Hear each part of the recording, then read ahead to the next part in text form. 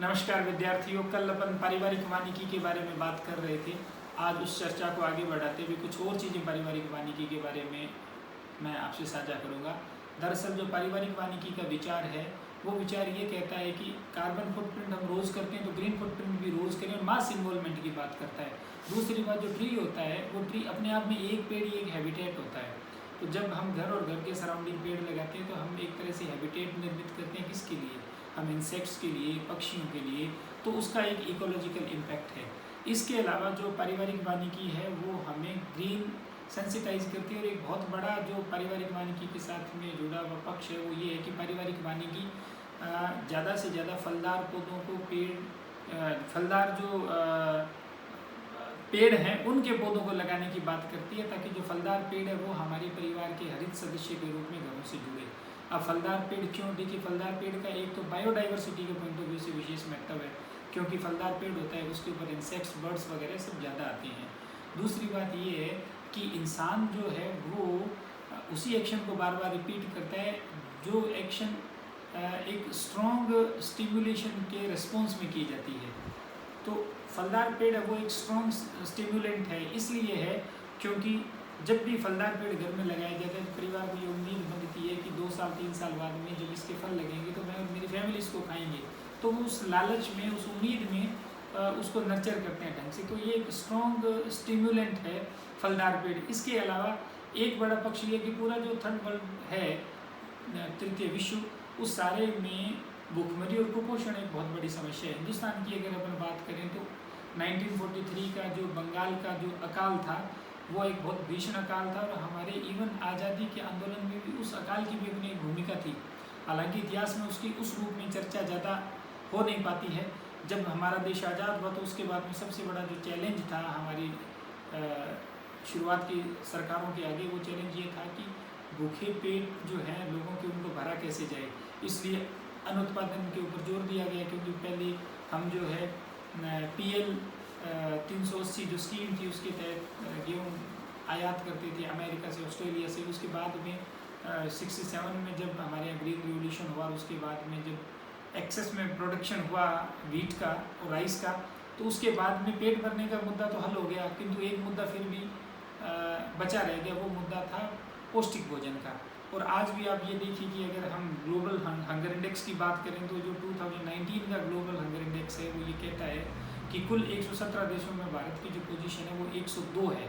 यानी 101 देश है वो हमसे अच्छा भोजन करते हैं। ये 101 देश है, ये बहुत विकसित देश नहीं है, क्योंकि GHI में कुल 117 देश शामिल है, जबकि दुनिया में देश तो 200 है।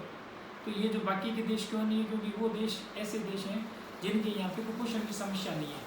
तो जो कुपोषण की समस्या वाले देश हैं उन देशों में हमारी स्थिति 102 पे है। अभी जो नया आंकड़ा आया है उसमें हम 93 या 94 पे जो 2020 का जो GHI है। और इन दोनों में एक जो सिमिलैरिटी है, समानता है, वो ये है कि हम पूरे दक्षिण एशिया में अफ़गानिस्तान के बाद में नीचे से दूसरे नंबर पे है। सबसे ख़राब स्थिति अफ़गानिस्तान के कुपोषण के मामले में, दूसरे नंबर पे हमें पाकिस्तान, बांग्लादेश, श्रीलंका, भूटान, नेपाल सब हमसे अच्छा भोजन करते हैं जो साउथ एशिया के कंट्रीज़ हैं। और इस बार का GHI है वो शायद उसमें 117 देश नहीं है, कम देश हैं। कितने वो देखना पड़ेगा। कुछ लोग जो ये इस तरह के कुछ लोग अपने यहाँ पे सर्वेक्षण नहीं कराना चाहते हैं, वो इससे बाहर हो जाते हैं। अधिकतर ये वो देश हैं जिनके यहाँ पे कुपोषण है वो एक मुद्दा नहीं है, पर हिंदुस्तान में ये मुद्दा है।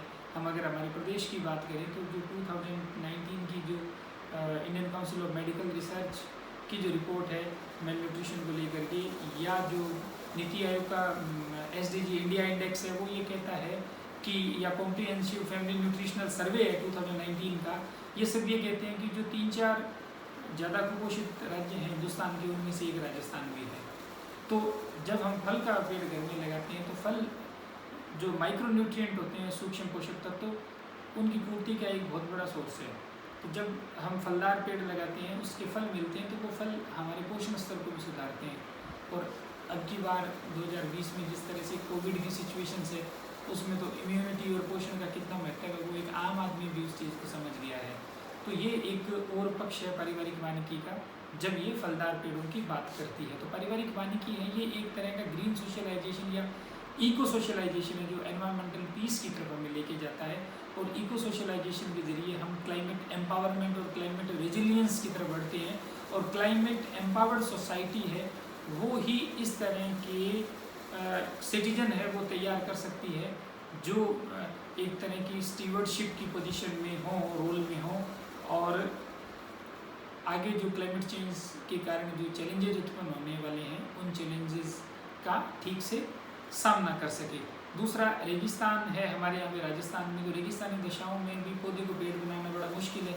तो फेमिलियल फॉरेस्ट्री है वो एक मिनिमम लेवल की जो उसकी रिक्वायरमेंट है, उसकी नर्चरिंग को लेकर के, उसके पोषण को लेकर के, उसकी सेफ्टी को लेकर के पौधे की, वो इंश्योर कर देती है कि घर की बाउंड्री में या घर के जो सुपरविजन में जब कोई पेड़ लगता है फैमिली के सुपरविजन में, तो उसकी सुरक्षा और उसकी देखभाल दोनों चीज़ें एक अधिकतम ऑप्टिमम लेवल तक तय हो जाती है। इसके साथ साथ में फेमिलियल फॉरेस्ट्री है वो एक तरह का ग्रीन एक्सचेंज है। ग्रीन एक्सचेंज यूँ है कि मेरे घर में एक पौधा लगा हुआ है, आप आए, आपने देखा कि बहुत सुंदर पौधा है, मुझसे पूछा, मैं उसकी 4 खासियत बताऊंगा, आप भी प्रेरित होंगे, अपने घर पे लगाओगे, तो एक तरह का ये ग्रीन सोशल एक्सचेंज है। तो इसकी भी बड़ी वैल्यू है। वरना क्या है कि हम एनवायरनमेंट के मुद्दे पे बात नहीं करते अपनी फैमिली में, बाकी बहुत सारे नॉनसेंस इश्यूज जो है उनके ऊपर बात करते हैं। तो ये एनवायरनमेंट के इशू को हमारा जो फैमिली डिस्कशन है उसमें लेके आता है फेमिलियल फॉरेस्ट्री। और आज इसी का नतीजा है कि 2006 से लेकर के और अब तक पिछले 14-15 साल में फेमिलियल फॉरेस्ट्री के जरिए मैं डायरेक्टली 25 लाख पौधे लगवा चुका हूँ, स्पेशली बीकानेर डिवीज़न में, बाकी पूरा राजस्थान और राजस्थान से बाहर भी, और तो इंडिया से बाहर भी कॉन्सेप्ट चला गया है। और ये वो पौधे जो डायरेक्ट सुपरविजन में लगे हैं, मुझे पता है कि ये इतने यहाँ लगे, इतने यहाँ लगे, जबकि एक बहुत बड़ी संख्या है जिसको गैस भी नहीं कर सकता, जो इससे प्रभावित होकर लगे। बहुत सारे परिवार ऐसे मिलते हैं जो कहते हैं कि सर आपने एक पौधा दिया, या आपकी उस ड्राइव में हमने एक पौधा लिया और आज हमारे घर पे 20 पौधे हैं, बुआ के घर पे 7 पौधे हैं, नाना के घर पे 15 पौधे हैं, उस एक पेड़ ने 50 पेड़ बना दिए। तो इस तरह से ये एक चेन रिएक्शन है। आमतौर पे दूसरे जितने भी फॉरेस्टेशन के ड्राइव है उनमें 100% सर्वाइवल नहीं होता है, 100% की कोशिश करते हैं, अलग अलग सर्वाइवल आता है। जैसे हम अगर हमारे राजस्थान के वन विभाग की बात करें तो सर्वाइवल बहुत पुअर है, और लगाई भी इन्होंने टोटली से, जो किसी काम के पेड़ नहीं है। किंतु फेमिलियल फॉरेस्ट्री की खास बात ये है कि ये जब लगाते हो उसके बाद में 100 से ऊपर चला जाता है। एक लगाया आज 20 पेड़ है और कितनों को प्रेरित कर दिया। तो ये एक अलग तरह का आंदोलन है जो कि बहुत तेज़ी से फैल रहा है। इस बार जो घर घर सहजन अभियान चला है तो मात्र 2 महीने की अवधि में 14 लाख सहजन के पौधे लगे। तो ये एक बड़ा जुलाई में शुरू किया, अगस्त सितंबर 2 महीने में ये लग गए। तो ये एक बहुत बड़ा अपने आप में एक काम है जो इतनी सीमित अवधि में, और कोविड की जो अबनॉर्मल सिचुएशंस है उनमें ये पॉसिबल हुआ। तो ये इस बात को स्पष्ट करता है कि जो फेमिलियल फॉरेस्ट्री का आइडिया है दैट इज़ रियली वर्दी आइडिया। तो ये फेमिलियल फॉरेस्ट्री के बारे में थोड़ी और चर्चा थी जिसे मुझे आज आपके साथ में साझा करना था। बाकी फेसबुक पेज है पर्यावरण पाठशाला के नाम से, और familialforestry.org के नाम से वेबसाइट है, उस पर भी जाकर के आप फेमिलियल फॉरेस्ट्री से रिलेटेड या पारिवारिक वानिकी से रिलेटेड बहुत सारी चीज़ें हैं उनको आप समझ सकते हैं, देख सकते हैं और इनमें इन्वॉल्व भी हो सकते हैं। क्योंकि सोशोलॉजी जो है वो एक चीज़ की और बात करती है, वो बात करती है कम्युनिटी सोशोलॉजी की, पब्लिक सोशोलॉजी की, या एक्शन सोशोलॉजी की। ये क्या है? ये है कि हमारी जो सोशोलॉजिकल अंडरस्टैंडिंग है वो सिर्फ इसलिए नहीं है कि बीए में इतने % आ गए, एमए में इतने % आ गए, हम कोई आरएएस के एग्ज़ाम में निकल गए, आईएएस में निकल गए, या टीचर प्रोफेसर बन गए, ये इसके लिए नहीं है। ये तो इसका एक बहुत छोटा सा योगदान है। तो क्या है, सोशोलॉजी हमें कैपेबल बनाती है जो सोशल प्रोसेस है उसको अंडरस्टैंड करने के लिए। उसके बाद में सोशोलॉजी डिमांड करती है कि हम उस कैपेबिलिटी का समाज के संदर्भ में उपयोग करें।